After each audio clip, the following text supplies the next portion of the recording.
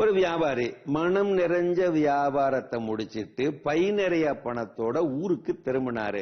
இடையில ஒரு சத்திரத்துல தங்கினாரு. அடுத்த நாள் காலையில கிளம்பின அவசரத்துல எல்லாத்தையும் எடுத்துக்கிட்டாரு. ஆனா ஏதோ ஒரு ஞாபகத்துல பணப்பைய அங்கேயே விட்டுவிட்டு போயிட்டாரு.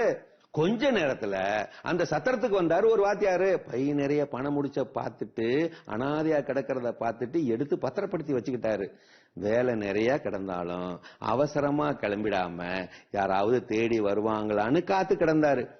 கொஞ்ச நேரத்துல பணப்பைய காணாம போட்ட அந்த வியாபாரி பதறி போய் ஓடி வந்தாரு. வாயிலையும் வயிற்றுலையும் அடிச்சுக்கிட்டே ஓடி வந்தாரு. பண பொட்டலத்தை இந்த வாத்தியாரு பத்திரமா திருப்பி கொடுத்தாரு. வாங்கிக்கிட்ட வியாபாரி உடனே அந்த பையில இருந்து பாதி பணத்தை எடுத்து எதுவும் யோசிக்காம அவர்கிட்ட நீட்டினாரு. எதுக்கு இந்த பணம்? உங்களோட இந்த நேர்மைக்கு என்னோட இயல்பான அன்பளிப்பு, வாங்கிக்கங்க. மன்னிக்கவும், நான் நேர்மைக்கு கைமாறு பெறுகிறதில்லை. வாத்தியார் கண்டிப்பா வாங்க மறுத்துட்டாரு. இவரோ எப்படியாவது கைமாறு தரணுமே நினைச்சாரு. அதுக்கு என்ன செஞ்சாரு தெரியுமா?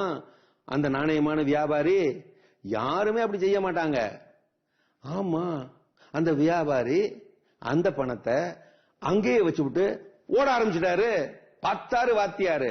பண பொட்டலத்தை தூக்கிக்கிட்டு ஓடிக்கிட்டு இருக்கிற வியாபாரி பின்னாடியே இவரு துரத்திக்கிட்டே ஓடி இவரும் இப்படி கத்திக்கிட்டே ஓடினாரு. ஐயோ திருடன் திருடன், அந்த திருடனை பிடிங்க, என்னுடைய நேர்மையை திருடிக்கிட்டே ஓடுறான், திருடன் திருடன். எப்படி இந்த இப்படியும் நடக்குமாங்கிற கதை. அந்த வியாபாரி நீங்க தான் வச்சுக்கோமே, நீங்க இப்படி ஓடிடுவீங்களா பணத்தை அங்கேயே வச்சுவிட்டு? இல்ல வாத்தியாரு நீங்க தான் வச்சுக்குவோம், இப்படி துரத்துவீங்களா?